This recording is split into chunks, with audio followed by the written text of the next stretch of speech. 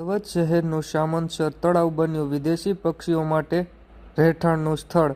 શિયાળામાં અનેક પક્ષીઓએ આશ્રયસ્થાન મેળવ્યું। બાબતે પ્રાપ્ત માહિતી મુજબ શિયાળાની ગુલાબી ઠંડી શરૂ થતાં જ વિદેશી પક્ષીઓ ગુજરાત તરફ આવતા હોય ત્યારે હળવદ શહેરનું સામંતસર તળાવ આ વિદેશી પક્ષીઓ માટે આશ્રયનું ઉત્તમ સ્થાન બન્યું છે, જેમાં વિદેશી પક્ષી ફ્લેમિંગો, યાયાવર સહિતના પક્ષીઓ હળવદના સામંતસર તળાવ ખાતે આશ્રય લેતા આજુબાજુના વિસ્તારમાંથી નાગરિકો આ વિદેશી પક્ષીઓને જોવા માટે હળવદના સામંતસર તળાવ ખાતે ઉમટી રહ્યા છે।